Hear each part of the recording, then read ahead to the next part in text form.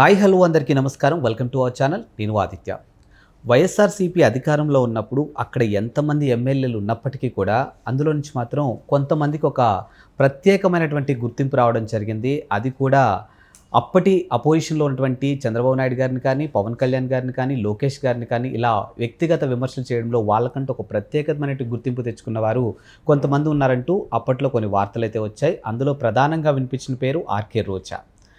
RK రోజా ఓటమి తర్వాత తెలుగు మీడియాలో పెద్దగా కనిపించడం మానేశారు. ఇక ప్రస్తుతం ఆమె తమిళ రాజకీయంలో ఎంట్రీ అయిపోతున్నారంటే ఒక వార్త అయితే వినిపిస్తుంది. అది కూడా విజయ్ స్థాపించినటువంటి టీఎంకే పార్టీలో ఆమె స్థానం కోసం ప్రయత్నాలు జరుగుతున్నట్టు తెలుస్తుంది. మరి ఎట్టకేలకు అక్కడ కూడా ఆమెను తిరస్కరించినట్టు ఒక వార్త అయితే వినిపిస్తుంది. మరి ఇందులో ఎంతవరకు వాస్తవం ఉంది, అసలు రోజా రాజకీయ భవిష్యత్తు ఏ విధంగా ఉండబోతుంది, ఇలాంటి ఎన్నో అంశాల గురించి తెలుసుకునే ప్రయత్నం చేద్దాం. సో ప్రస్తుతానికి మనతో పాటు స్టూడియోలో ఉన్నారు ప్రముఖ సీనియర్ జర్నలిస్ట్ దుర్గా వడ్లమాన్ గారు. సో మ్యామ్ అడిగి మరిన్ని విషయాలు తెలుసుకుందాం. మ్యామ్ నమస్కారం. మ్యామ్ నమస్తే అండి.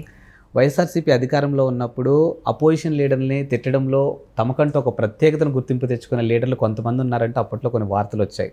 వాళ్ళల్లో చూసుకుంటే వల్లభనేని వంశీ అవ్వచ్చు, కొడాలి నాని అవ్వచ్చు, పేర్న నాని అవ్వచ్చు, ఆర్కే రోజా ఇలా. సో ప్రధానంగా వినిపించిన పేరు ఆర్కే రోజా అంటూ కూడా కొన్ని వినిపించాయి. ఆమె ఓటమి తర్వాత ఇక్కడ రాజకీయ భవిష్యత్తు అయిపోయింది అనుకున్నారో ఏమో తెలియదు, కానీ తమిళనాడు రాజకీయంలో ఎంట్రీ ఇవ్వబోతున్నట్టు ఒక వార్త అయితే వినిపిస్తుంది. అది కూడా హీరో విజయ్ స్థాపించినటువంటి టీఎంకే పార్టీలో ఎంట్రీ ఇవ్వబోతున్నట్టు తెలుస్తుంది. మరి ఇందులో ఎంతవరకు వాస్తవం ఉండొచ్చు? వాస్తవం అంటే ఆవిడ ట్రై చేశారు, అందులో ఏమీ అబద్ధం లేదు.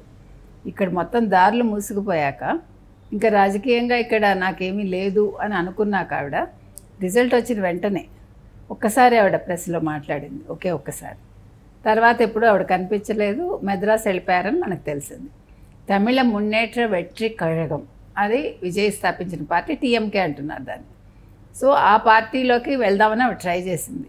బికాజ్ మన చాలాసార్లు చెప్పుకున్నట్టే ఆవిడ తమిళ వచ్చు, ఆవిడ తమిళ సినిమాల్లో చేశారు. ముఖ్యంగా సెంబరత్తి అని ఒక సినిమా చాలా ఫేమస్ తమిళంలో. తన మెట్టినీళ్ళు కూడా అదే అనుకుంటా కదా. అదే అంటే మెట్టినీళ్ళు అంటే అదే భర్తది తమిళనాడు కాబట్టి ఆ రకంగా. సో తను బాగానే సర్వైవ్ అవ్వగలదని అనుకున్నాం మనం. కాకపోతే విజయ్ ఆమెను వద్దనుకున్నారు అని తెలుస్తుంది. ముఖ్యంగా ఆవిడ తమిళనాడు బార్డర్ ఉంది కదా, అంటే తెలుగు ఆంధ్ర బార్డర్ దగ్గర ఏదో ఒక ప్లేస్లో నాకు ఇవ్వండి నెక్స్ట్ టికెట్ 26 అనుకుంటా ఎన్నికలు, సో నాకు ఇస్తే నేను నిల్చుంటాను అని అడిగిందని మనకు ఒక వార్త వచ్చింది. అయితే ఆల్రెడీ విజయ్ మాకు క్యాండిడేట్స్ ఉన్నారు, మాకు అక్కర్లేదు అని అన్నారనేది కూడా మనకు తెలుస్తుంది. ఎందుకు వద్దన్నారు? ఇప్పుడు నేను నిన్న చెప్పాను మీకు ఒకసారి, ఏంటంటే ఒక క్యాండిడేట్ని తీసుకునేటప్పుడు కొత్తగా ఒక పార్టీ పెట్టినప్పుడు ఎవరిని పడితే వాళ్ళని తీసుకుంటే వచ్చే ఓట్లు కూడా రావు. ప్రజలు ఒక కొత్తదనం కోరుకుంటారు. పాత చింతకాయ పచ్చళ్ళు వాళ్ళకి అక్కర్లా. అందులో ఇప్పుడు విజయ్ ఇప్పుడు కొంచెం యంగ్ కిందే లెక్క, 50 ఏళ్ళు కాబట్టి. సాధారణంగా మనకి ఇదివరకు అయితే రాజకీయ నాయకులు సినిమా హీరోల్లాగా 60 ఏళ్ళు 70 ఏళ్ళు గెంతులేసే వాళ్ళు ఎలా ఉంటారో వాళ్ళే హీరోలు, లేకపోతే వాళ్ళే రాజకీయ నాయకులు. ఇప్పుడు ట్రెండ్ మారి, ఇప్పుడు సినిమాలో ట్రెండ్ ఎంత మారింది, ఇప్పుడు చిన్న చిన్న పిల్లలు హీరోలు అయిపోతున్నారు. అంటే మీరు కొంచెం 40-50 దాటిపోతే, ఇప్పుడు వెంకటేష్ చూడండి హీరోగా చేయడం తగ్గించాడు కదా, అది మర్యాద. ఎందుకంటే మనం ఏ పొజిషన్లో ఉన్నాం, మన వయసు ఏంటి, వయసుకు తగ్గ పాత్రలు పోషించాలి. అలాగా ఈరోజు రాజకీయాల్లో కూడా యువరక్తం వస్తుంది. పెద్దవాళ్ళు ఉండాలి, హెడ్గా ఒక పెద్దవాళ్ళు ఉండాలి. అట్ ద సేమ్ టైం క్యాబినెట్లో తీసుకునేటప్పుడు చిన్నవాళ్ళు ఉంటే మీకు ఇప్పుడు పిల్లలు కూడా చాలా ఆలోచన విధానం మారింది. అంటే తండ్రి చాటు పిల్లల్లాగా ఏదో ఒక ఉద్యోగం చేసుకున్నామా, పొద్దున్న వెళ్ళి సాయంకాలం వచ్చామా, అట్లా లేదు కదా. ఇప్పుడు యువత అసలు అలా లేదు.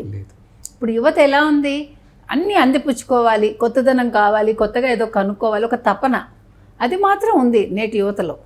కాబట్టి ఇలాంటి యువత ఉన్నప్పుడు పార్టీలో కూడా కొత్త వాళ్ళు వచ్చారనుకోండి, సో వాళ్ళు ఏదైనా కొత్తగా ప్రజలకి చేయొచ్చు, మంచి చేయొచ్చు.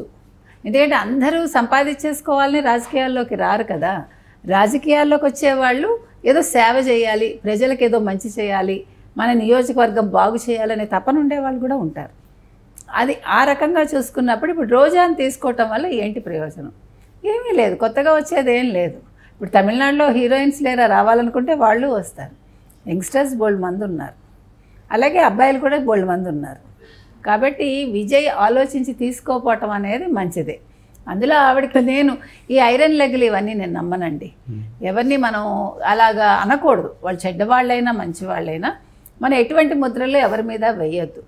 ప్రతి మనిషి వల్ల మంచి జరుగుతుంది, చెడు జరుగుతుంది.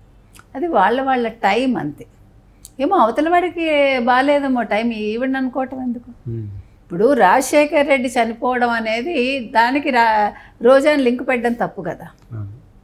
ఆవిడ వచ్చింది ఐరన్ లెగ్గు అంటే మరి రాజశేఖర్ రెడ్డి తప్పిదాలు చేయకపోతే పోయేవాడా అని ప్రజలు అన్నారు. వాళ్ళే అన్నారు, ఎవరో కాదు.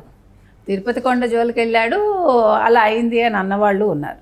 కాబట్టి అంటే ఇక్కడ ఒక మహిళగా అనే కాకుండా ఇలాంటి అపవాదులు లేకపోతే ఇట్లాంటి మాటలు అంటాం ఎవరినైనా మనం తప్పది.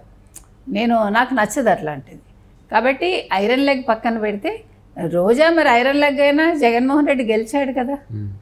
సో అది మీరు చేసే మంచిని బట్టి ఉంటుంది. అవతల వ్యక్తి ఇచ్చే హామీలు కావచ్చు, లేదు అవతల వ్యక్తిలో ప్రజలకు ఏదైనా నచ్చచ్చు, మనకు తెలియదు. ఎవరు ఎందుకు ఎలా నచ్చుతారు ప్రజలకు అనేది అసలు ప్రజల నాడి ఎవ్వడూ కనుక్కోలేరు. It's not so easy to know. ఇప్పుడు చాలా బ్రహ్మాండంగా చాలా అందంగా ఉండి అన్నీ చేస్తానని ఎవడైనా ముందుకు వస్తే ప్రజలు తిరస్కరించవచ్చు. ఇప్పుడు చూడండి, అమ్మాయిలైనా అబ్బాయిలైనా అంతే కదా, ఎందుకు పెళ్లి చేసుకుంటారో మనకు తెలియదు. సో వాళ్ళ కళ్ళతో చూడు అంటారు. అట్లాగా రాజకీయాలు కూడా అంతే. సో రోజాని విజయ్ వద్దన్నాడు number 1. Then she tried Stalin DMK తోటి. డిఎంకే వాళ్ళు కూడా ఇష్టం చూపించలేదు. మరి ఇవిడ ఇంకా శశికళ దగ్గరికి వెళ్ళారా లేదా మనకు తెలియదు, ఏఐడిఎంకే దగ్గరికి. సో మొత్తానికి ఇప్పుడు నాకేదీ లేదనుకుందో ఏమో, నిన్న పుత్తూరులో ఏదో బలిజ సంఘం వాళ్ళది ఒక భవనం ఓపెనింగ్కి ఆవిడ వచ్చింది, ప్రారంభోత్సవానికి వచ్చి మళ్ళీ అలాగే మాట్లాడింది అని మనకు వార్తలు వచ్చాయి. ఏమీ మారలేదు రోజా బాణిలో మార్పు లేదు, అవే మాటలు. మేము ఎందుకు ఓడిపోయామో తెలియట్లేదు, ఎందుకు ఓడిపోయామో త్వరలో తెలుస్తుంది, ఏదో జరిగింది అని మాట్లాడింది ఆవిడ. అంటే ఇంకా బుద్ధి రాలేదు అనేది ఆ నియోజకవర్గ ప్రజలు మాట్లాడుతున్న మాటలు. రోజాకి ఇంత జరిగినా బుద్ధి రాలేదా, ఇంకా అలాగే మాట్లాడుతోంది అంటున్నారు. నేను నియోజకవర్గానికి చేస్తాను, నేను వెనక్కి వచ్చేసాను, నా నియోజకవర్గ ప్రజల అభివృద్ధి నా ఆకాంక్ష, నేను మీతోటే ఉంటాను, మీకు మంచి చేస్తాను అంటుంది. సరే, నీకు పదవి ఇచ్చినప్పుడే నువ్వు చేయలేదు, ఇంకా పదవి లేదు, నువ్వేం చేస్తావు? నీ డబ్బులు ఖర్చు పెట్టి చేస్తావా? ఇవన్నీ ఏవో కంటి తుడుపు మాటలు. ఇప్పుడు ఏదో ఒకటి తనకు ఎంట్రీ ఉండాలి, తన నగర్లోనైనా ఉండాలి, తిరుపతిలోనైనా ఉండాలి, తాడేపల్లిలోనైనా ఉండాలి. సో మరి ఎక్కడుంటారు, ఏం చేస్తుంది, నగర్లోనే ఉంటుందా ఆవిడ అనేది మనం ఎదురు చూడాలి. లేకపోతే ఇప్పుడు రోజాని అక్కడ పార్టీలు తిరస్కరించాయి అనే ఒక వార్త అయితే మనం వింటూనే ఉన్నాం.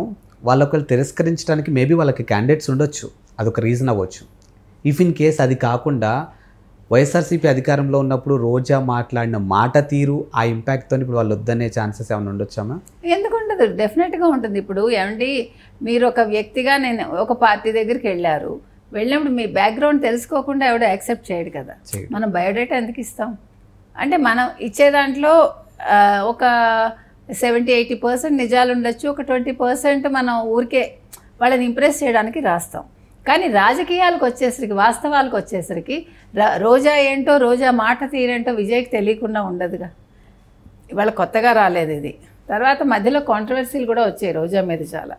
అప్పుడు తమిళ ఇండస్ట్రీ నుంచి తమిళ హీరోయిన్స్ కూడా స్పందించారు కదా, నిన్న మనం చూసాం అవంతా.